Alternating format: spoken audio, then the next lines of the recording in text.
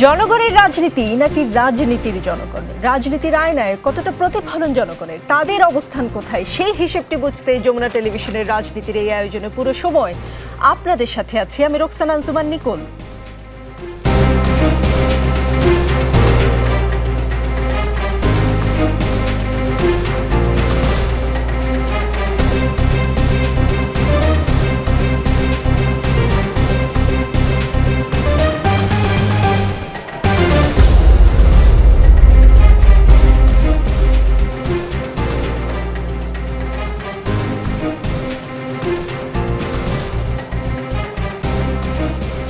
দর্শক, আজকে রাজনীতিতে আমাদের সঙ্গে অতিথি হিসেবে আছেন সুচিস্মিতা তিথি, তিনি প্রধান উপদেষ্টা সহকারী প্রেস সচিব।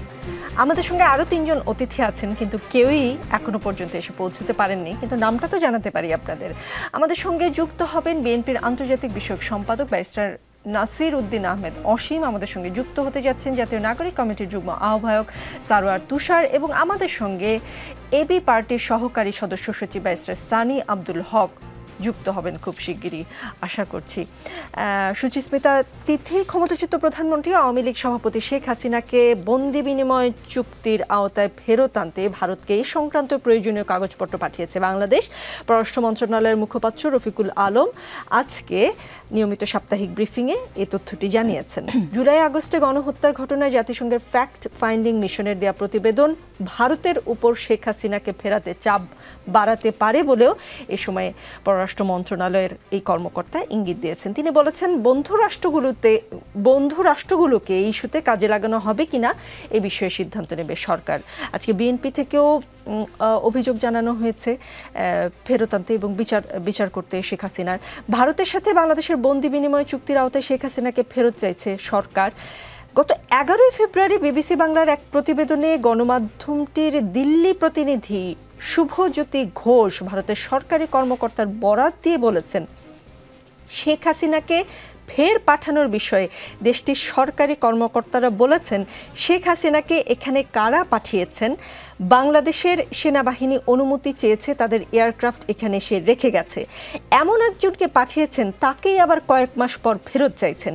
আপনাদের সেনাবাহিনী তাকে এখানে রেখে গেছে, তাদের কাছে আগে জবাব চান তাকে এখানে পাঠানো হলো কেন? ভারতের কাছে ভারতের এই প্রশ্নের জবাব কি আমাদের সরকার দেবে? এখনো পর্যন্ত যেহেতু দেয়নি, তো আগামীতে দেবে কিনা সেটা আমি বলতে পারছি না যে জবাবটা কি হবে। কিন্তু গতকালকে যে ইউএনের রিপোর্টটা পাবলিশ হলো, সেটার পরে আসলে চারদিকে এক ধরনের দেখা গেছে যে সাড়া পড়ে গেছে।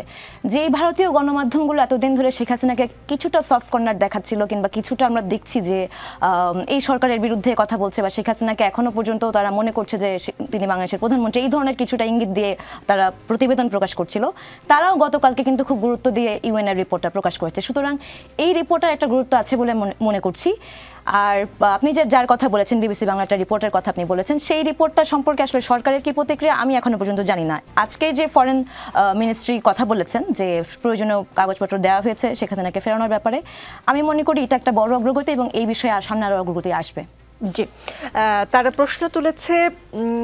আমাদের সেটে ব্যারিস্টার নাসির উদ্দিন আহমেদ অসীম এসে পৌঁছেছেন। আপনি বিবিসি বাংলার সেই প্রতিবেদনটি গণমাধ্যমে দিল্লি প্রতিনিধি শুভজ্যোতি ঘোষ ভারতের সরকারি কর্মকর্তাদের বরাত দিয়ে বলেছেন যে শেখ হাসিনাকে এখানে কারা পাঠিয়েছেন, বাংলাদেশের সেনাবাহিনী অনুমতি চেয়েছে, তাদের এয়ারক্রাফট এখানে এসে রেখে গেছে। এমন একজনকে পাঠিয়েছেন, তাকেই আবার কয়েক মাস পর ফেরত চাইছেন। আপনাদের সেনাবাহিনী তাকে এখানে রেখে গেছে, তাদের কাছে আগে জবাব চান, তাকে এখানে পাঠানো হলো কেন? এই প্রশ্নের উত্তর বাংলাদেশ কি দিতে পারে? বিএনপির কাছ থেকে মতামত চাইলে বিএনপি কি বলবে? ধন্যবাদ আপনাকে। আপনি তো এটা তো 6 মাস আগে পাঠিয়েছে বা উনি চলে গেছেন, তো 6 মাস পরে এখন আমি কার কাছে প্রশ্নটা রাখবো? এতদিন তো এই প্রশ্নটা আসেনি বা কেউ প্রশ্নটা তোলেনি। এখন কে কি বললেন? প্রথম কথাটা হচ্ছে, দেখুন, শেখ হাসিনা আপনার বৈধ অবৈধ যেটাই হোক প্রধানমন্ত্রী ছিলেন। যদি তখন দেশ ত্যাগে তাকে সহায়তা বা সহযোগিতা কেউ না করত, তাহলে কিন্তু তিনি গণপিটুনিতেই কিন্তু, আমার অভিমত, আমি তখন জেলখানায় ছিলাম, আমি জানি না, আমি যেটা দেখেছি ভিডিওতে বা আপনার ফুটেজগুলো, মানে জেল থেকে বেরোবার পর তাতে মনে হয়েছে যে আপনার মানুষের তো 206 খান হাড় থাকে, আমার মনে হয় না মাংসপেশি তো দূরের কথা, হাড়ও বোধহয় অস্তিত্ব পাওয়া যেত না, এ ধরনের একটা পরিবেশ হতো। সেটা হতো একটা দৃষ্টান্ত, পরবর্তীকালেও ঠিক সে ধরনেরই আমরা যেটাকে বলি মব জাস্টিস, যেটা যদি কেউ পারপিট্রেটর হয়ে থাকেন, অ্যাবেটের হয়ে থাকেন, কেউ আপনার সরাসরি অপরাধের সঙ্গে যুক্ত হয়ে থাকেন, সম্পৃক্ত থাকেন, তাকে প্রচলিত আইন আছে বাংলাদেশের প্রচলিত আইনে তার বিচারটা হওয়া উচিত। এটা সভ্য দেশে এবং যেখানে আইনের শাসন প্রিভেল করে সেখানকার জন্য একটা দৃষ্টান্ত। তো সে কারণে হয়তো কেউ চায়নি এ ধরনের একটা দৃষ্টান্ত তৈরি হোক, কারণ এর আগে এ ধরনের ঘটনা কখনো ঘটেনি যে কোনো স্বৈরশাসককে দেশ ছেড়ে চলে যেতে হয়েছে। এরশাদ সাহেবকেও কিন্তু এই দেশ ছেড়ে চলে যেতে হয়নি। 9 বছর এরশাদ সাহেবের বিরুদ্ধে আমরা আন্দোলন করেছি আমাদের নেত্রী বেগম খালেদা জিয়া। পরবর্তীকালে আপনার হয়তোবা কিছুটা সময় সেই স্বৈরাচারকে প্রলম্বিত করেছিল এই হাসিনা দল আওয়ামী লীগ, শেখ হাসিনার দল আওয়ামী লীগ। কিন্তু পরবর্তীতে এসে একসময় সবাই মিলে কিন্তু আন্দোলন করেছে, তাই না? রাজনীতিতে না শেষ কথা বলে কোনো কিছু নেই। আপনাদের মনে আছেন কি না আমি জানি না, আমার বোনের স্মরণ থাকার কথা না, সেটা হলে আপনার 3 জোটের রূপরেখা হয়েছিল। বাংলাদেশের জাতীয় সংসদে বেগম খালেদা জিয়া, শেখ হাসিনা, মতিউর রহমান নিজামী একসঙ্গে বসেছিলেন। সে সময় কিন্তু মতিউর রহমান নিজামীদের ওই যুদ্ধাপরাধের বিষয় নিয়ে আওয়ামী লীগ বা আওয়ামী লীগের নেত্রী কোনো কিছু বলেননি। এটা হচ্ছে কি যে আমরা balance of convenience and inconvenience, যখন আমার পক্ষে যায় তখন ভালো, আমার বিপক্ষে গেলে খারাপ। তা আমি এই কথাটা এই কারণেই বলছি যে ওনাকে কারা পাঠালেন, কেন পাঠালেন, এই প্রশ্নটা তো কেউ করে না। আপনার 670 জন ক্যান্টনমেন্টে আছেন, তাদের মধ্য থেকে অনেকে চলে গেলেন দেশ ছেড়ে। সেটা আপনার শেখ হাসিনার তো অধীনে গেছে, শেখ হাসিনা যখন যাবেন সেটা কিন্তু বাংলাদেশের জনগণ জানে। কিন্তু বাকিরে যারা গোপনে চলে গেছেন অনেকে, তারা কিভাবে গেলেন সেটাও তো আমরা জানতে পারিনি কিংবা চাইনি। বিএনপির তরফ থেকে চাওয়া হয়েছে বা চাওয়া হবে? আপনি 3 জোটের কথা বলে একটা আমাকে এক ধরনের নস্টালজিকও করে ফেললেন, আবার একটা প্রশ্ন আমার মাথায়ও এলো। আপনি বললেন রাজনীতিতে শেষ কথা বলে কিছু নেই, এবং শেষ কথা বলে কিছু নেই বলেই কি বিএনপি আসলে আওয়ামী লীগকে নিষিদ্ধের ব্যাপারে ছাত্রদের যে শক্ত অবস্থান, সেখানে আওয়ামী লীগ শক্ত করে কিছু বলে না, বারবারই বলে যে জনগণের উপর সিদ্ধান্ত ছেড়ে দিচ্ছেন আপনারা। সেই কারণেই বলেন বাংলাদেশের জনগণ যদি সিদ্ধান্ত নেন সেটা এক বিষয়, আরো একটা বিষয় আছে, আপনার ট্রাইব্যুনাল আছে। ট্রাইব্যুনালে আপনার মানবাধিকার লঙ্ঘনের জন্য, যুদ্ধাপরাধের জন্য জার্মানির নাৎসি পার্টিকে 1950 সালে নিষিদ্ধ করা হয়েছিল। এখনো কিন্তু সেটা নেই। সেই হিটলারের নাজি বাহিনী তাদের যেই মানবতা বিরোধী অপরাধ সংগঠিত করেছিলেন, আপনার গ্যাস কনসেন্ট্রেশন ক্যাম্পে আপনার শিশুদের থেকে আপনার বয়স্ক মহিলা, বৃদ্ধা কেউ বাদ যায়নি। তো সে ধরনের অপরাধ দেখুন জাতিসংঘের যে রিপোর্টটা বেরিয়েছে, এখন এটা তো বলবে না যে এটা বিএনপি বা বৈষম্য বিরোধী ছাত্ররা কিংবা জামাত ইসলাম বা অন্যান্য যে সমস্ত রাজনৈতিক দলগুলো স্বৈরাচার বিরোধী আন্দোলনে ছিলেন তারা করেছেন, তা তো না। একটা ইন্ডিপেন্ডেন্ট বডি যেটার আপনার ওয়ার্ল্ড ওয়াইড অ্যাকসেপ্টেবিলিটি আছে, তাদের কাছে তথ্য, তারা গত মাসে যেই তথ্য উপাত্য সংগ্রহ করেছে তার উপর ভিত্তি করে এই রিপোর্ট দিয়েছে। আমাদের এই অন্তর্বর্তীকালীন সরকার কিন্তু এ ধরনের কোনো রিপোর্ট দেয়নি। কেন আপনার এই জাতিসংঘের রিপোর্টের জন্য অপেক্ষা করতে হবে? বিষয়টা বিএনপির দিক থেকে আদালত, ট্রাইব্যুনাল এবং জনগণের উপর আপনারা ছেড়ে দিচ্ছেন যে কি হবে। জি ব্যারিস্টার নাসিরউদ্দিন আহমেদ অসীম, দুবাইতে ওয়ার্ল্ড গভর্নমেন্ট সামিটে প্রধান উপদেষ্টা ডক্টর মোহাম্মদ ইউনূস বলেছেন জাতীয় ঐক্যমত্যের ভিত্তিতে জুলাই চার্টার বাস্তবায়নের পর এবছর ডিসেম্বরেই নির্বাচন হতে পারে। এর আগে ফেব্রুয়ারির প্রথম সপ্তাহে জাপানি গণমাধ্যমকে প্রধান উপদেষ্টা এবছর শেষের দিকে নির্বাচন হবে এরকম একটা কথা বলেছিলেন। মনে হচ্ছে ডিসেম্বরেই নির্বাচন হবে। বিএনপির চাপেই কি সরকার ডিসেম্বরে নির্বাচনটা না, আমি মোটেও তা মনে করি না। আমি এর আগেও বারবার বলেছি, দেখুন আগে আপনার নির্দলীয় তত্ত্বাবধায়ক সরকার, তার আগে তো একটা রাজনৈতিক সরকার 5 বছর দেশ শাসন করে, তারপরে কেয়ারটেকার গভর্নমেন্টের কাছে ক্ষমতা হস্তান্তর করে। সেই কেয়ারটেকার গভর্নমেন্ট আপনার যে নির্বাচনের জন্য, সুষ্ঠু নির্বাচন পরিচালনা করার জন্য সংস্কারের কথা বলেন। ইভেন আজকে দেখুন জামাত ইসলামও বলেছে যে নির্বাচন নিরপেক্ষ করার জন্য সংস্কার যতটুকু প্রয়োজন সেটুকু সময় ওনারা দিতে চান। এটা আপনার অনেক বড় বিষয় না, এটা রকেট সায়েন্স না। জাস্টিস শাহাবুদ্দিন সাহেব থেকে আরম্ভ করে, জাস্টিস লতিফুর রহমান সাহেব থেকে আরম্ভ করে, জাস্টিস হাবিবুর রহমান সাহেব, তারা তো নির্বাচন করিয়েছেন, সবচেয়ে গ্রহণযোগ্য নির্বাচনগুলো সেগুলো। তারা যদি 90 দিনের মধ্যে আপনার করতে পারেন, তার মধ্যে কি আপনার ভোটার তালিকা হালনাগাদ করা, নির্বাচন কমিশন নিরপেক্ষভাবে বা নির্দলীয়ভাবে কাজ করতে পারেন কিনা বা সঠিক আছে কিনা সেটা দেখেন। সিভিল অ্যাডমিনিস্ট্রেশনে একটা গণবদলি করেন তারা, পুলিশ অ্যাডমিনিস্ট্রেশনে, কারণ যারা ক্ষমতায় থাকে 5 বছর তারা তাদের মানে আশীর্বাদ পুষ্ট ব্যক্তিদেরকে আপনার সেই জায়গায় রাখেন বিভিন্ন সময়, যারা নির্বাচনের দায়িত্বে পালন করেন বা সংক্রামক হিসেবে কাজ করেন। সেটা আপনার দেখা গেছে যে রুটিন ওয়ার্ক আগে থেকে পারলে করে রাখেন, আপনার 15 দিনের মধ্যে মনে করেন আপনার সেটা করা সম্ভব। যুক্তিগুলো বলছেন তার পেছনের যুক্তি হচ্ছে যে চাইলে নির্বাচন দ্রুত করা সম্ভব, কিন্তু বিএনপি ছাড়া আর কোনো রাজনৈতিক দলই কিন্তু এত জলদি নির্বাচনের কথা বলছে না। আমি আসবো আপনার কাছে। জাতীয় নাগরিক কমিটির যুগ্ম আহ্বায়ক সারোয়ার তুষারকেও আমরা পেয়ে গেছি। সারোয়ার তুষার, ডিসেম্বরে নির্বাচন হলে আপনাদের জন্য সময় কম হয়ে গেল কিনা? সবকিছু দেখে কিন্তু মনে হচ্ছে ডিসেম্বরেই নির্বাচন হতে যাচ্ছে। জি, আপনাকে ধন্যবাদ এবং অন্য যারা আলোচক আছেন তাদেরকে আমার শুভেচ্ছা।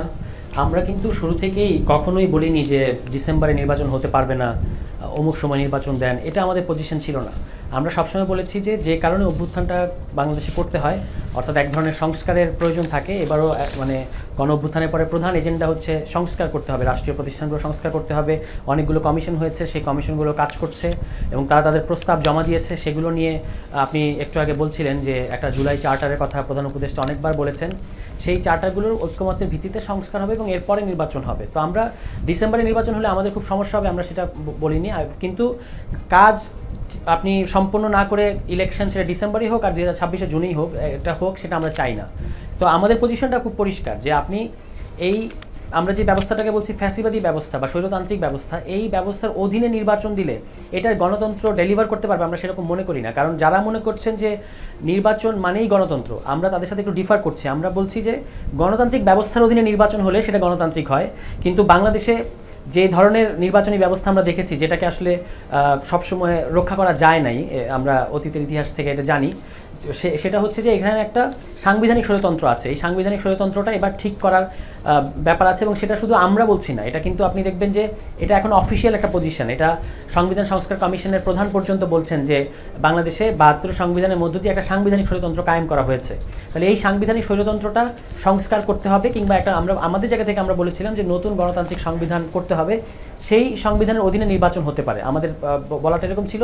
এবং সে কারণে আমরা কিন্তু প্রস্তাবও করেছি একটা, যেটা কিছুদিন আগে আইন উপদেষ্টা আসিফ নজরুলের কাছ থেকে আমরা শুনেছি যে আগামী নির্বাচনটা সেটা আপনি ডিসেম্বরেই করেন কিংবা এর পরের জুনে করেন, আগামী নির্বাচনটা সংসদ নির্বাচন হওয়া উচিত না, এটা হওয়া উচিত গণপরিষদ নির্বাচন। আমি জানি না যে কেন রাজনৈতিক দলগুলো এই প্রশ্নটাকে এড়িয়ে যাচ্ছে, যে সংবিধান তো আসলে আপনি সংসদে সংস্কার করতে পারবেন না, সংসদে আসলে বিদ্যমান সংবিধানের অধীনে আইন প্রণয়ন করা যায়। কিন্তু যখন ব্যাপারটা এরকম থাকে যে আপনাকে সংবিধান প্রণয়ন করতে হবে কিংবা সংবিধানের একটা ম্যাসিভ সংস্কার বা চেঞ্জ করতে হবে, তখন আপনাকে আসলে গণপরিষদ নির্বাচন করতে হবে, যে দাবিটা বিভিন্ন কোয়ার্টার থেকে তোলা হচ্ছে। সম্প্রতি আইন উপদেষ্টা আসিফ নজরুল তিনিও বলেছেন। এবং আপনি যদি দেখেন যে আমরা যে 69 দফা প্রস্তাব দিয়েছি, সংবিধানের সুপারিশ করেছি, কিংবা বিএনপি তরফ থেকে 62 দফা সংবিধান সংস্কার প্রস্তাব তারা করেছেন, এখন এই সংস্কারগুলো কোথায় হবে? এই সংস্কারগুলো তো হতে হবে আসলে গণপরিষদে, এটা সংসদের মধ্যে এটা হয় না। মানে সংসদে আপনি 2/3 মেজরিটির বলে একটা সংশোধনী করলেন, পরবর্তী সংসদ কিংবা বিচার বিভাগ চাইলে কিন্তু এটা বাতিল করতে পারবে। তো আমরা চাচ্ছি যে একটা স্থায়ী টেকসই পরিবর্তন, যার মধ্যে দিয়ে বাংলাদেশের একটা ব্যবস্থাগত গণতান্ত্রিক পরিবেশ নিশ্চিত হবে। তো সেটা করার জন্য এই সংস্কারটা অনিবার্য, সংস্কারটা করা উচিত। কিন্তু যদি রাজনৈতিক দলগুলোর চাপে ডিসেম্বরে নির্বাচন দিয়ে দেয়, তখন আমাদের কাছে মনে হচ্ছে যে সংস্কারগুলো আসলে দায়সারা সংস্কার হবে এবং নির্বাচনটা তখন এগেইন কিন্তু আপনি একটা নির্বাচন করবেন, নির্বাচনের মধ্যে দিয়ে নির্বাচিত সরকার আসবে, কিন্তু বাংলাদেশে যে সকল কারণে গণ অভ্যুত্থান করতে হয় সেই শর্তগুলো থেকে যাবে এবং খুব দ্রুতই আরও একটা গণ অভ্যুত্থানের মতো পরিস্থিতি তৈরি হবে, যেটা আমরা আসলে চাই না। কারণ আমরা চাই গণতান্ত্রিক ব্যবস্থা নিশ্চিত করা হবে এবং তার মধ্যে দিয়ে পিসফুল ট্রানজিশন অফ পাওয়ার, মানে ক্ষমতার হস্তান্তরের জন্য নির্বাচনের মধ্যে দিয়ে ক্ষমতা হস্তান্তর করা হবে, বারবার আপনাকে আন্দোলন সংগ্রাম যেন না করতে হয়। এই একেবারে বেসিক কথাটাই দেখা যাচ্ছে যে এটা সবাই ওভারলুক করছে এবং ওভারলুক করে একটা পুরো আলোচনা একেবারে গত 4-5 মাস আপনি যদি দেখেন পুরো আলোচনাটাকেই নির্বাচন কেন্দ্রিক আলোচনা করা হয়েছে, যেটা আমরা মনে করি যে ঠিক হচ্ছে না, কারণ আপনার সংস্কারের প্রশ্নটা এতে করে চাপা পড়ছে। জি, সারার তুষার, আসবো আপনার কাছে। ব্যারিস্টার নাসিরউদ্দিন আহমেদ অসীম, গণপরিষদ নির্বাচন ইস্যুতে আপনি কথা বলবেন, কিন্তু তার আগে সুচিস্মিতা তিথি, নির্বাচন কমিশন বলছে যে তারা প্রস্তুত হয়ে যাবে। সরকার চাইলে, সরকার যখন চাবে তখন নির্বাচন হবে। সরকার চাইলে স্থানীয় সরকার নির্বাচন আগে হবে, অথবা সরকার যদি চায় জাতীয় নির্বাচন আগে হবে। সেটা সরকারের চাওয়ার উপর। সরকার কি চায়? সরকারের কাছাকাছি থেকে আপনার কি মনে হয়? সরকারের চাওয়া নির্ভর করছে রাজনৈতিক দলগুলো কী চায় এবং আমাদের যারা অংশীদার আছে তারা কী চায়। দেখুন, ইউএনের রিপোর্টেই একটা পয়েন্ট আমি যখন পড়ছিলাম তখন আমি দেখছিলাম যে সেখানে ইউএনের রিপোর্টে বলা হয়েছে এরকম যে যারা আহত হয়েছেন বা যারা পঙ্গুত্ব বরণ করেছেন তারা বলছেন এরকম তারা একটা স্থায়ী পরিবর্তন দেখতে চেয়েছিলেন। এবং অনেকে বলছেন তারা বিরক্ত ছিলেন আওয়ামী লীগের চাঁদাবাজদের উপরে, আওয়ামী লীগের যারা গুম খুম হত্যার সাথে জড়িত তাদের উপরে বিরক্ত ছিলেন এবং সেই কারণেই তারা আসলে রাস্তায় নেমে এসেছিলেন। তো এই যে বললেন তারা একটা স্থায়ী পরিবর্তন চায় এবং আমাদের ছাত্ররা যেটা বলছে তারা কিছু সংস্কার চায়। তারা দেখুন, এই যে ফ্যাসিবাদটা যে ছিল গত 16 বছর ধরে, শেখ হাসিনা যে ক্ষমতায় ছিলেন, তিনি তো একটা স্টেটের সব ধরনের টুলস ইউজ করেছেন, রাষ্ট্রীয় বাহিনীগুলোকে দলীয় বাহিনীতে পরিণত করেছেন, প্রতিটা প্রতিষ্ঠান ধ্বংস করে দেওয়া হয়েছে। এই যে ফাঁকফোকরগুলো দিয়ে, যে ছিদ্রগুলো দিয়ে এই ফ্যাসিবাদ বসে থাকতে পেরেছিল গত 15 বছর, সেই ছিদ্রগুলো যদি বন্ধ না করা যায় তাহলে নির্বাচন দিয়ে যেই আসুক না কেন তিনি আবার একই ছিদ্র ব্যবহার করে আসলে একই পরিস্থিতি তৈরি করতে পারেন। সেই কারণেই আসলে এই ভয়টা আসছে বারবার করে, যে মানুষজন বলছে যে কিছু সংস্কার চাই, কিছু অন্তত দৃষ্টান্তমূলক পরিবর্তন দেখতে চায়। এবং আগামী 15ই ফেব্রুয়ারি আপনি নিশ্চয়ই জানেন যে আমাদের জাতীয় ঐক্যমত্য কমিশনের প্রথম বৈঠক অনুষ্ঠিত হতে যাচ্ছে। সেই বৈঠকে মূলত কথা হবে সংস্কার কমিশনের রিপোর্টগুলোর ভিত্তিতে কোন সংস্কারগুলো এই সরকার করবে, কোনগুলো আসলে পরবর্তী নির্বাচিত সরকার করবে, সেটার সিদ্ধান্ত ওই জাতীয় ঐক্যমত্য কমিশনের থেকেই আসবে। একটা চার্টার হবে, সেখান থেকেই আসলে এই ডিসিশনগুলো তৈরি হবে। সুতরাং সরকার কি চাচ্ছে সেটা আসলে আমরা কিছুদিন পরেই বলতে পারবো, যখন আমাদের ঐক্যমত্য কমিশনের রিপোর্টগুলো যখন সামনে আসা শুরু করবে। জি, এই কমিশন 6 মাস কাজ করবে, সেটা নিয়েও আপনার কাছে প্রশ্ন আছে। ব্যারিস্টার নাসিরউদ্দিন আহমেদ অসীম গণপরিষদ নির্বাচন নিয়ে বলবেন। সেই সঙ্গে একটা প্রশ্ন আমার, নির্বাচনের আগে সংবিধানের বেশ কিছু বিষয় সংশোধন করা সম্ভব বলে মন্তব্য করেছেন সংবিধান সংস্কার কমিশনের প্রধান ডক্টর আলী রিয়াজ। তিনি বলেছেন একটি অবাধ ও সুষ্ঠু নির্বাচনের জন্য নির্বাচনের আগে সংবিধানের বেশ কিছু বিষয় অবশ্যই সংশোধন করা সম্ভব, তবে সেটি একান্তই সরকারের ও রাজনৈতিক দলগুলোর বিবেচনার বিষয়। আমরা এই জন্য কিছু সমস্যা শনাক্ত করে সরকারকে অবগত করেছি এবং আশা করি দ্রুতই সরকার এই বিষয়ে সিদ্ধান্ত নিয়ে প্রয়োজনীয় সংস্কার করবেন। সুতরাং বলা যায় নির্বাচনের আগে সংবিধান সংস্কার অবশ্যই সম্ভব। এটা ডক্টর আলী রিয়াজের কথা। বিএনপি তো সংবিধান সংস্কার বা সংশোধন চায়, মানে সেটা যদি নির্বাচনের আগে এই সরকারি সংবিধান সংশোধন করার মতো আইনগত সুযোগ পায়, তাহলে কি বিএনপি সে কাজে সায় দিবে কিনা?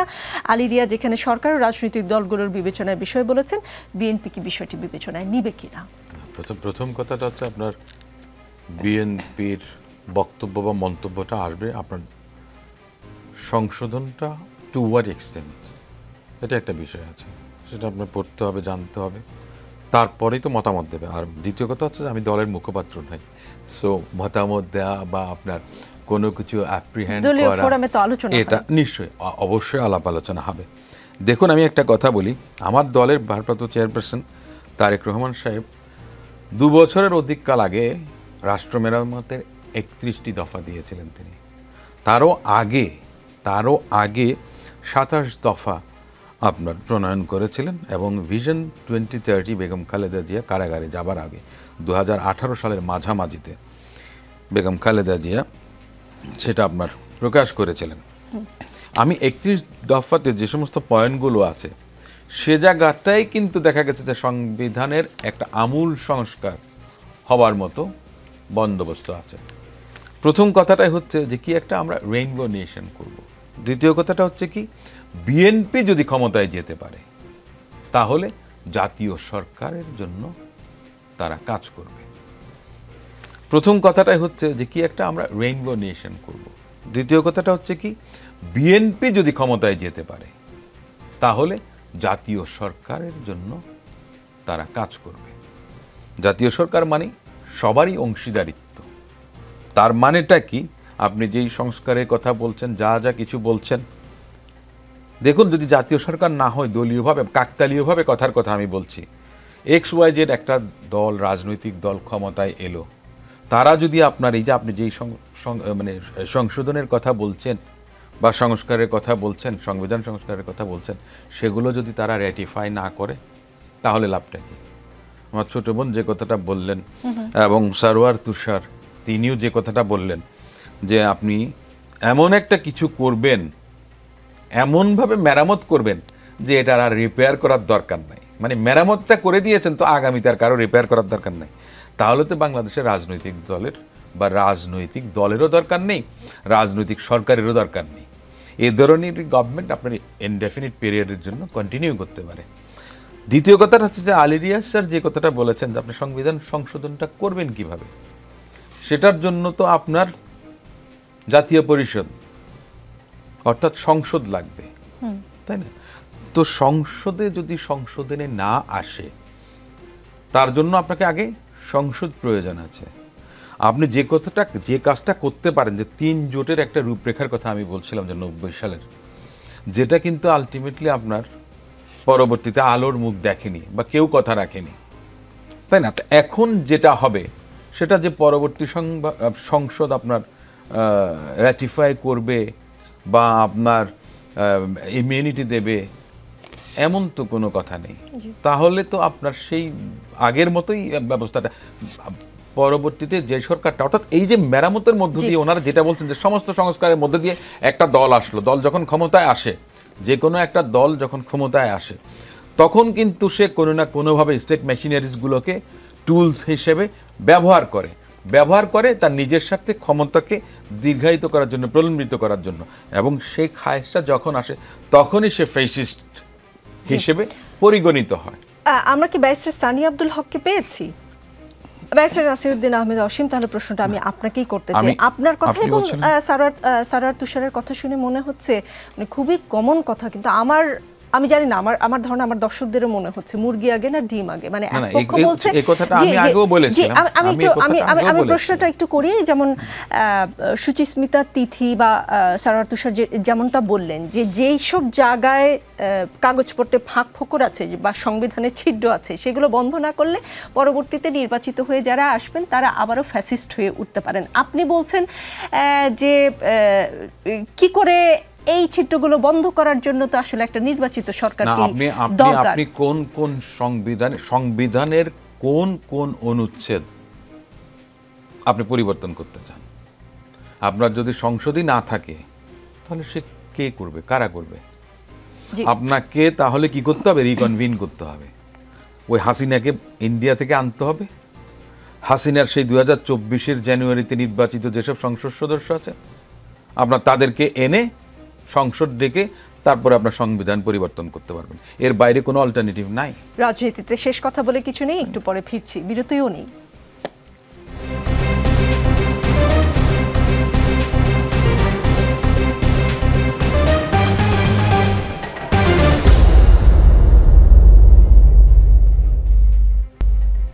দেখছেন রাজনীতি, আমাদের সঙ্গে প্রধান উপদেষ্টা সহকারী প্রেস সচিব সুচিস্মিতা তিথি আছেন। তিথি, দেশ আগে না বিদেশ, দেশি সাংবাদিক আগে না বিদেশি সাংবাদিক আগে? আমি বুঝতে পারছি কেন আপনি প্রশ্নটা করছেন, তো আপনি প্রশ্নটা শেষ করুন। আচ্ছা, ওইটা জানলে আমার জন্য সুবিধা হতো। প্রধান উপদেষ্টা প্রেস সচিব শফিকুল আলম দেশীয় সংবাদ মাধ্যমকে আয়নাঘরে না নেওয়ার বিষয়ে দুঃখ প্রকাশ করেছেন এবং বলেছেন আয়নাঘরের কক্ষ ছোট এবং হাঁটার জায়গা অনেক সরু বলে সেখানে সবাইকে নিয়ে যাওয়া কঠিন। বিদেশিদের নিয়ে যাওয়া গেল, তাদের জন্য জায়গা হলো, দেশি সাংবাদিকরা কি মানে ছোট এবং সরু জায়গায় হাঁটতে পারে না এমন কিছু? দেখুন, বাংলাদেশে আমি যতদূর জানি, আপনাকে একটু কারেক্ট করবেন যদি ভুল বলে থাকি, নিউজ মিডিয়া আছে বোধহয় 20টার মতো, আর এছাড়া অন্যান্য মিডিয়া সহ মিলে 30টার মতো মিডিয়া আছে। এখন সেখানে যাওয়ার জন্য আমি যদি 30টা মিডিয়া থেকে 30 জন ক্যামেরাম্যান এবং 30 জন রিপোর্টার নিয়ে যাই, 60 জন সেখানে হয়। আমার বিটিভির ক্যামেরাম্যান আছে, পিআইডির ক্যামেরাম্যান আছে, তারপরে আমার অবশ্যই বিদেশি সাংবাদিকদের দিতে হবে 2 জন বা 3 জন, তারা আছেন। সুতরাং আপনি অলরেডি বুঝতে পারছেন যে ক্রাউডটা কী পরিমাণে হবে। এখন আমি যদি দেশি সাংবাদিকদের অ্যালাউ করতাম, তখন আসলে আমাকে যেটা করতে হতো, এক ধরনের সর্টিং করতে হতো এখানে, যে কাকে নেব কাকে নেব না, যমুনা টিভিকে নেব নাকি অন্য কোনো টিভিকে নেব। সেটা করতে গিয়ে ধরেন আমি 15টা টিভি চ্যানেল বাছাই করলাম, বাকি 15টা করলাম না, তখন কিন্তু আরেক ধরনের বিতর্ক তৈরি হতো। সেই কারণেই আমরা কিন্তু চেয়েছিলাম, আমি আপনাকে এটা নিশ্চিতভাবে বলতে পারি, কারণ আমি নিজেই সেই মিটিংয়ে ছিলাম যেখানে আমরা কিনা টেলিভিশন চ্যানেলগুলোর নাম ঠিক করছিলাম যে এনাদের মধ্য থেকে এই কয়জন অ্যাক্রেডিটেশন কার্ড পাওয়া সাংবাদিক এনারা যাবেন। কিন্তু পরবর্তীতে এই ইনকনভিনিয়েন্সের কারণে আসলে যেখানে ঢোকার একটা প্রবলেম হতে পারে ভেবেই এটা আসলে আমাদেরকে স্কিপ করতে হয়েছে, এবং এটার জন্য আমরা খুবই সরি। থেকে কোনো গণমাধ্যম প্রতিনিধিত্ব করেন বা সিনিয়র সাংবাদিকদের সঙ্গে আলাপ করেছেন, তারা তো বুদ্ধি পরামর্শ দিতে পারতো, আপনারা পালা করে নিয়ে যেতে পারতেন। অনেকগুলো উপায় ছিল আসলে তিথি। যখন আমরা দেখি প্রধান উপদেষ্টা বা উপদেষ্টারা কেবল বিদেশি সংবাদ মাধ্যমে তাদের ইন্টারভিউ দেন বেশিরভাগ ক্ষেত্রে, এবং যখন আমরা দেখি খুবই গুরুত্বপূর্ণ পুরো জাতি আসলে অপেক্ষা করছে আয়নাঘর দেখবার জন্য, তখন যখন দেখি কেবল বিদেশি গণমাধ্যম সেখানে যান এবং সরকারি গণমাধ্যমটি শুধু আপনাদের সাথে যান, তখন আসলে আমাদের কতটা কি বলবো, নানান ধরনের বিতর্ক কিন্তু হয়েছে। আপনি কি মনে করেন না তিথি যে দেশি সাংবাদিকদের যদি নিয়ে যেত প্রেস উইং, উপদেষ্টারা গিয়েছেন, যারা ভিকটিম ছিলেন তারা গিয়েছেন, আপনি কি গিয়েছিলেন সেখানে? হ্যাঁ, আমি গিয়েছি। আপনিও গিয়েছেন। এতজন লোক যেতে পারলো, দেশীয় গণমাধ্যম কর্মীদের বা সাংবাদিকদের যাবার মতো আসলে সুযোগ হলো না, আমি ঠিক বুঝতে পারলাম না। আমি আগেই উত্তরটা দিয়েছি। আপনি যেটা বলছিলেন সাংবাদিকদের সাথে কথা বলা হয়েছে কিনা বা ওই ধরনের পরামর্শ হয়েছে কিনা, এটা আসলে প্রধান উপদেষ্টা একটা প্রোটোকলের বিষয়ও আছে এখানে, যে কতজন যেতে পারবেন কতজন যেতে পারবেন না। আমি আপনাকে শুধু একটু বর্ণনা দিই। আমি অলরেডি ফেসবুকে বেশ কিছু ভিডিও দিয়েছি, আপনি নিশ্চয়ই দেখেছেন ভিডিওগুলো, যে কিসের মধ্য দিয়ে আসলে আমাদের ঢুকতে হয়েছে এবং কোথায় আসলে যেতে হয়েছে। সেখানে টর্চ নিয়ে ঢুকতে হয় বড় বড়, এবং মাস্ক পরতে হয়, কারণ এতই ধুলা এতই বাজে অবস্থা। সেখান থেকে বের হওয়ার পর প্রত্যেকেরই আসলে বমি পাওয়ার মতো সিচুয়েশন তৈরি হয়েছে। সুতরাং এবং আমরা যে কয়জন গেছি সেই কয়জনই আসলে নানা রকম ঝামেলার মধ্যে পড়েছেন আর কি, যে ভিডিও করতে পারছেন না, ছবি নিতে পারছেন না, প্রধান উপদেষ্টার সাথে একটা প্রোটোকল আছেন, তিনি ঢুকতে পারছেন না, নানা রকমের ঝামেলা তৈরি হয়েছে। সুতরাং সাংবাদিকরা যেতে পারেননি, এটা নিয়ে আবারও দুঃখ প্রকাশ করছি, এবং আমি মনে করি এখানে বিতর্কের কিছু নেই। আপনি একটা গুরুতর অভিযোগ করেছেন যে উপদেষ্টারা দেশীয় গণমাধ্যমে কথা বলেন না, তারা শুধু বিদেশি সাংবাদিকদের ইন্টারভিউ দেন। আমি মনে করি এটা আসলে পুরোপুরি সত্য নয়, কারণ কিছু কিছু সিলেক্টিভ গণমাধ্যমকে তিনি ইন্টারভিউ দিয়েছেন। আমি আসলে বাংলাদেশের কোনো টেলিভিশনে এখনো পর্যন্ত প্রধান উপদেষ্টার কোনো ইন্টারভিউ দেখিনি। আমি দেখেছি পত্রিকাকে দিয়েছেন, কিন্তু যাই হোক সেটা এখানকার আলোচনার বিষয় নয়। কিন্তু পালা করে বোধহয় দেশি গণমাধ্যমকে একটা সুযোগ দেওয়া যেত, সেই বিষয়টা আমি একটু বলি। আসবো নিশ্চয়ই আপনার কাছে, আপনার আরও কথা থাকলে নিশ্চয়ই আপনি উত্তর দিতে পারবেন। আমাদের সঙ্গে যুক্ত হয়েছেন ব্যারিস্টার সানি আব্দুল হক, তিনি এবি পার্টির সহকারী সদস্য সচিব। ব্যারিস্টার সানি আব্দুল হক সামাজিক যোগাযোগ মাধ্যমে আয়নাঘর গত 24 ঘন্টার আলোচনার মূল বিষয়বস্তু। কেউ কেউ প্রশ্ন তুলেছেন মেটালের চেয়ার নিয়ে, দেয়ালের নতুন রং নিয়ে, সিলিং ফ্যান, হাই কমোড, লাল তোয়ালে নিয়ে। দেশীয় গণমাধ্যমকে সাথে নিয়ে গেলে এইসব বিতর্ক এমনভাবে হওয়ার সুযোগ কম হতো বলে আপনি মনে করেন কিনা? জি, ধন্যবাদ আপনাকে। একটা সংশোধনী আছে, আমি আমাদের যে দলীয় কাউন্সিল হয়েছে এরপর আমার নতুন পদ হচ্ছে দলের যুগ্ম সাধারণ সম্পাদক, আগে আমি সহকারী সদস্য সচিব ছিলাম। দেশীয় গণমাধ্যমকে যদি আরও নেওয়া যেত এটা আরও বেশি এঙ্গেজিং হতো, কিন্তু যেমনটা কিছু আগে শুনছিলাম যে তাদের লজিস্টিক্স সাপোর্টের ঘাটতি ছিল বা একটা সংখ্যার ঘাটতি ছিল, এই কারণে তারা হয়তো পরিপূর্ণ টিম নিয়ে বা সবাইকে হয়তো সেখানে অংশগ্রহণের জন্য আমন্ত্রণ করতে পারে নাই। তো যত বেশি মিডিয়া এঙ্গেজ করতে পারতো ততই ভালো হতো। একটা জিনিস বলে রাখি যে আল জাজিরাকে এখানে অ্যালাউ করা হয়েছে আপনাদের নিশ্চয়ই মনে আছে আল জাজিরা একটা অল প্রাইম মিনিস্টার্স ম্যান এরকম একটা রিপোর্ট করেছিল কয়েক বছর আগে। তো এখানে আল জাজিরার প্রতি অলরেডি একটা মানে কাইন্ড অফ যে তারা হয়তো অ্যান্টি যে আগের রেজিমের এটা হয়তো একটা এস্টাবলিশমেন্টের একটা ধারণা আছে আর কি। সেক্ষেত্রে শুধুই আল জাজিরাকে অ্যালাউ করা, অন্যান্য বিদেশি গণমাধ্যমকে অ্যালাউ না করা বা আমন্ত্রণ না জানানো, এটা বোধ করি খুব বেশি সুবিধা বয়ে আনে নেই। তো এই জন্য এটা আরও বেশি অবাধ করার প্রয়োজন ছিল এবং আরও বেশি গণমাধ্যমকে এঙ্গেজ করতে পারলে এটা আরও বেশি গ্রহণযোগ্যতা লাভ করতে বলে আমি মনে করি। জি, আমরা বেশ কিছু বিষয় নিয়ে আলোচনা করেছিলাম। আপনাকে আপনার মতামতটা একটু নিয়ে নেই ছোট করে, যদিও প্রথম পর্বে সেটা নিয়ে আলোচনা অলমোস্ট শেষ। মিস্টার সানি আব্দুল হক প্রধান উপদেষ্টা বললেন ডিসেম্বরে ইলেকশন, আর জামায়াতের সেক্রেটারি জেনারেল মিয়া গোলাম পরওয়ার বললেন নো ইলেকশন উইদাউট রিফর্মস, মানে সংস্কার ছাড়া নির্বাচন নয়। সিচুয়েশন কোন দিকে যাচ্ছে? এবি পার্টি কি চাচ্ছে? জি, ধন্যবাদ আপনাকে। আসলে এখন তো আলোচনার সবচেয়ে বড় অংশ জুড়ে রয়েছে আসলে নির্বাচন। এখন অনেক দল আছে যারা অনেক চাপাচাপি করছে আর কি, যে ডিসেম্বরের মধ্যে নির্বাচন দিতে হবে। অনেকটা উতলা ভাব যে এমন পর্যায়ে চলে গেছে যে এখনই দিন, ক্ষণ, সময়, তারিখ সব বেঁধে দিতে হবে। নির্বাচন বোধহয় এমন একটা ম্যাজিক্যাল একটা টুল যে এই নির্বাচনটা হয়ে গেলে বোধহয় আমরা ওভারনাইট খুব নর্মালিটি রেস্টোর করবে, আমরা হঠাৎ করে হয়তো অনেক বেশি পরিবর্তন হব। আসলে I don't think there is any magic. তো নির্বাচন যে একমাত্র সমাধান তেমনটা বোধ করি না। এখন সংস্কার করার পরে নির্বাচন অনুষ্ঠিত হবে।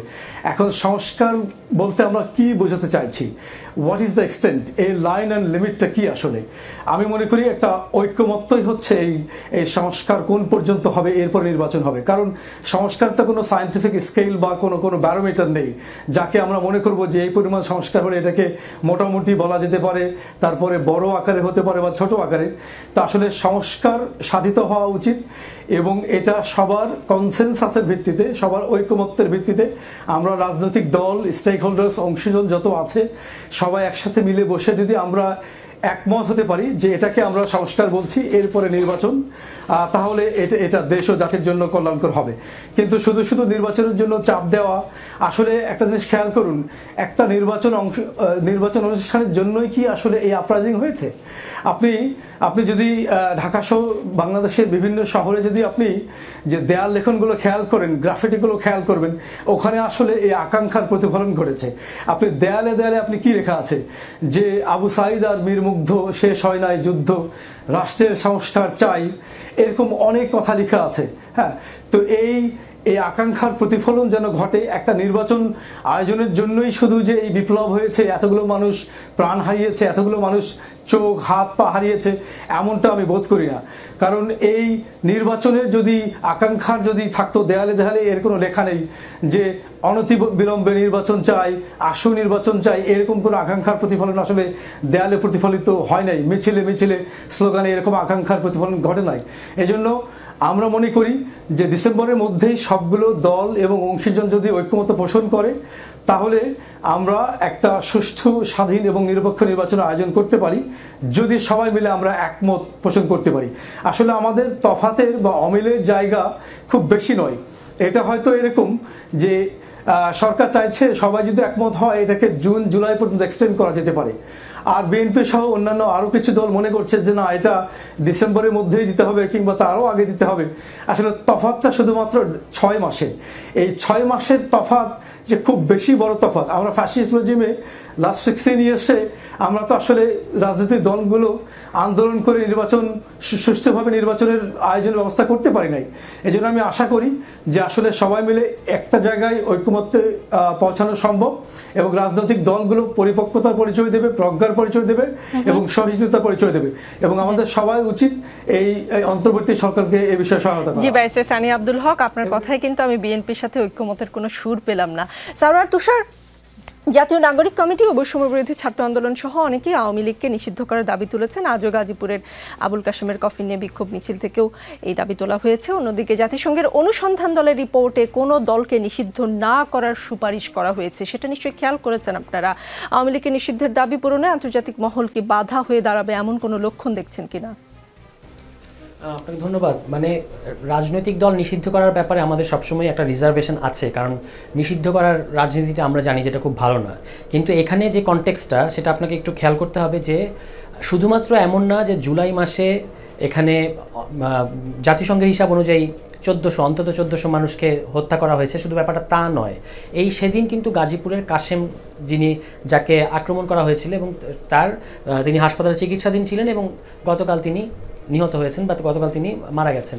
তো সেইখান থেকে স্বতঃস্ফূর্তভাবে এই দাবিগুলো কিন্তু উঠছে যে নিষিদ্ধ করার, এবং আমরা বিএনপির তরফ থেকেও কিন্তু অনেকবার দেখেছি তারা কিন্তু এক ধরনের কথা বলেছে তা না, তাদের এক এক নেতা এক এক ধরনের কথা বলেছেন। কেউ কেউ বলেছেন যে জনগণই শেষ পর্যন্ত দেখবে, কেউ কেউ বলেছেন যে রাজনৈতিক দল হিসেবে আওয়ামী লীগের সামনে নির্বাচনে অংশগ্রহণ করা উচিত নয় ইত্যাদি। আমি ব্যক্তিগতভাবে মনে করি যে নিষিদ্ধ আমরা করতে চাই কি না এটা আরও ভেবে দেখতে হবে আমাদের। কিন্তু যেটা অবভিয়াস সেটা হচ্ছে যে আওয়ামী লীগের দলগতভাবে শাস্তি হতে হবে। এই দলগতভাবে শাস্তি হওয়ার প্রক্রিয়াটা আমরা কোনোভাবেই এড়িয়ে যেতে পারি না, এবং এটা completely suits with the international standard. যে আপনি একটা দলকে তার যে তিনি যেমন গতকালকের ওই রিপোর্টেই কিন্তু বলা হয়েছে যে আওয়ামী লীগ এমনভাবে মানবাধিকার লঙ্ঘন করেছে একটা দল হিসেবে যে সেগুলো অনেকগুলো ক্ষেত্রে আন্তর্জাতিক অপরাধের শামিল। তো আন্তর্জাতিক অপরাধের শামিল যদি হয় তো সেই দলকে আপনি দলগতভাবে শাস্তি দেবেন না? অবশ্যই আমি মনে করি দেওয়া উচিত, এবং সেই দলগত শাস্তিটা কী হবে সেটা আমরা আগেই বলতে চাই না। এটা 2013 সাল না যে আমরা শাহবাগে দাঁড়িয়ে বলবো যে ফাঁসি হচ্ছে শাস্তি, আমরা সেটা বলবো না। আমরা বলবো যে বিচারটা হওয়া উচিত। আর নিষিদ্ধের যে দাবি এটা হচ্ছে জনগণের তরফ থেকে স্বতঃস্ফূর্তভাবে উঠছে, সেটা আমি মনে করি যে কোনো কোনো ক্ষেত্রে হয়তো পরিস্থিতি এমন এবং সরকার যেহেতু অনেক ক্ষেত্রে অপরাধীদেরকে ধরতে পারছে না, এই কারণে মানুষ ক্ষোভের জায়গা থেকে অনেকগুলো দাবি তুলছে। কিন্তু আমরা যখন একটা জাতীয় ঐক্যমত্যের ভিত্তিতে একটা সিদ্ধান্ত নেব তখন আমাদেরকে মাথায় রাখতে হবে যে আওয়ামী লীগকে কিন্তু শুধুমাত্র কয়েকজন ব্যক্তিকে এটা শাস্তি দিলে হবে না, আওয়ামী লীগকে দলগতভাবে শাস্তি দিতে হবে, এবং সেই শাস্তি কী হবে সেটা আমরা জনগণের কাছে জানতে চাইতে পারি।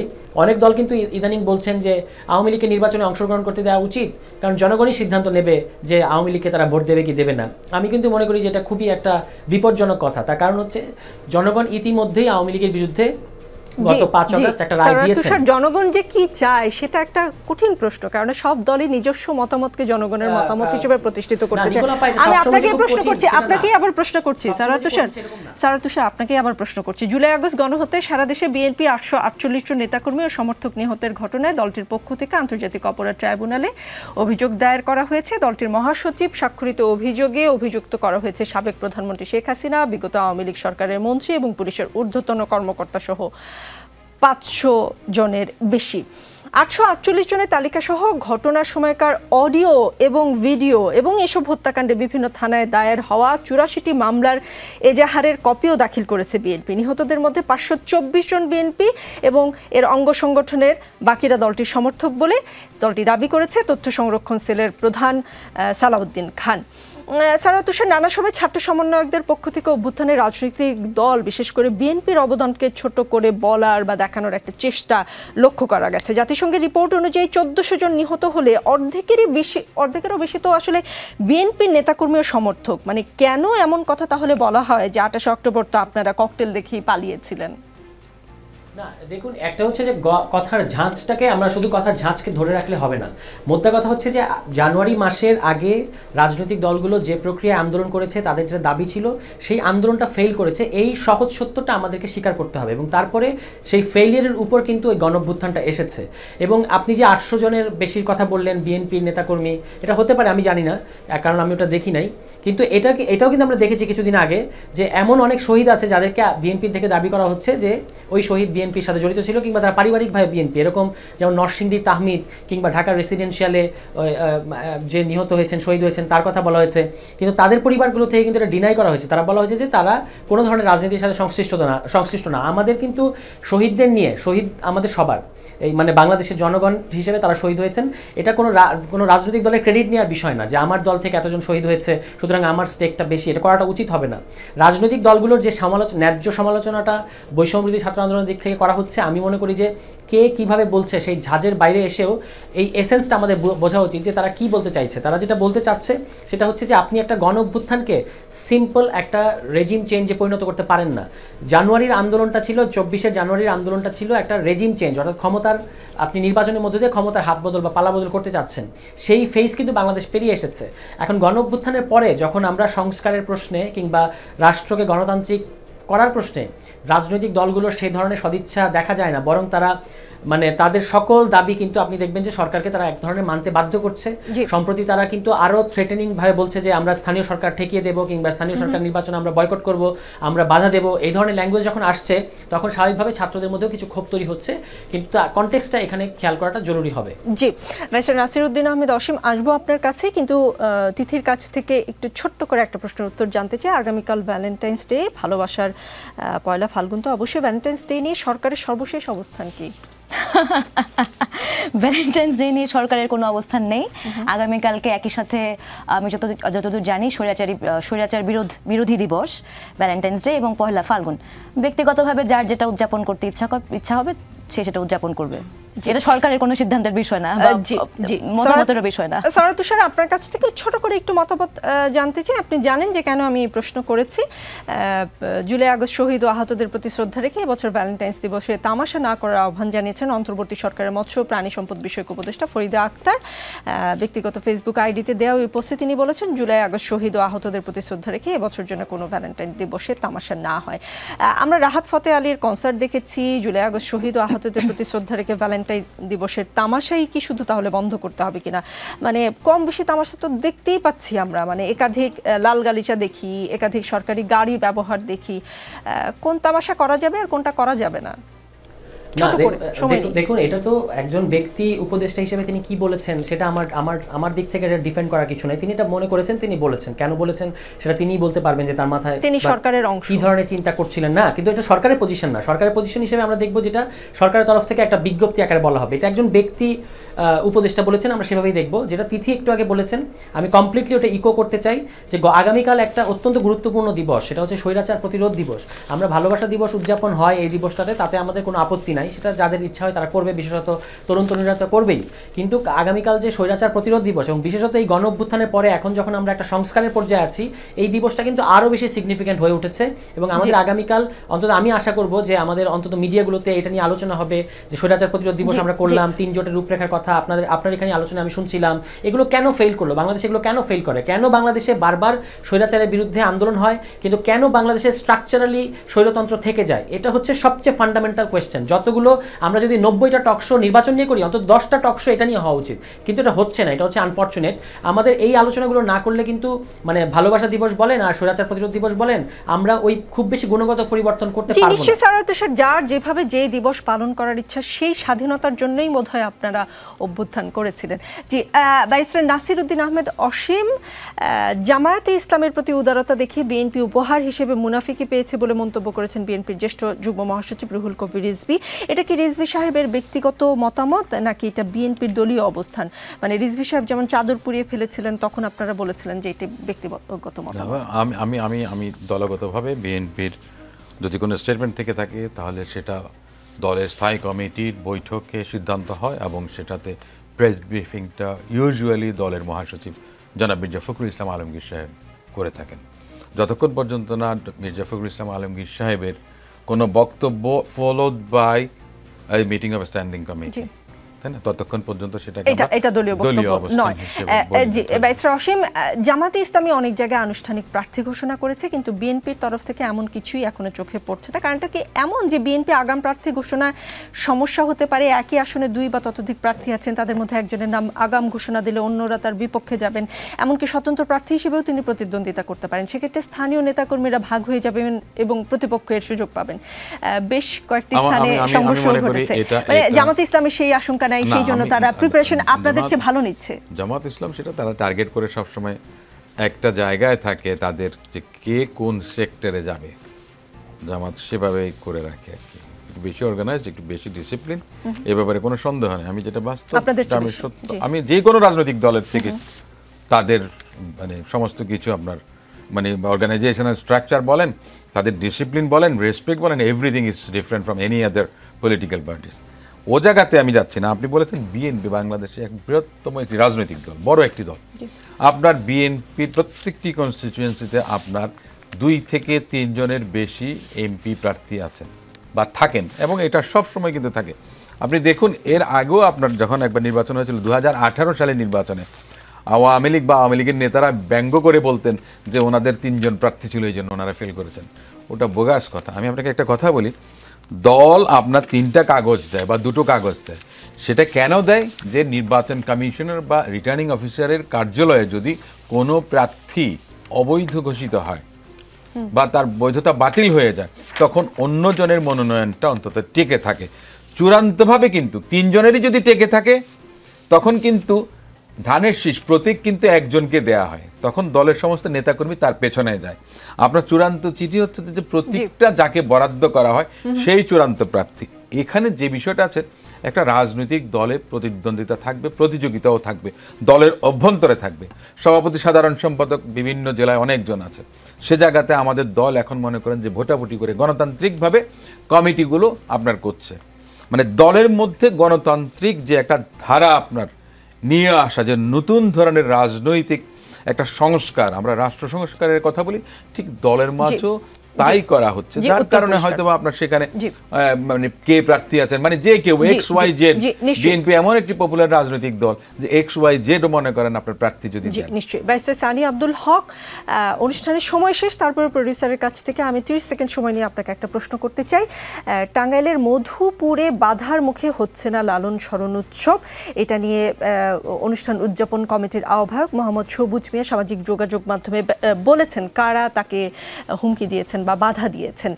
এই বিষয়টি নিয়ে আপনার মন্তব্য জানতে চাই 30 সেকেন্ডে।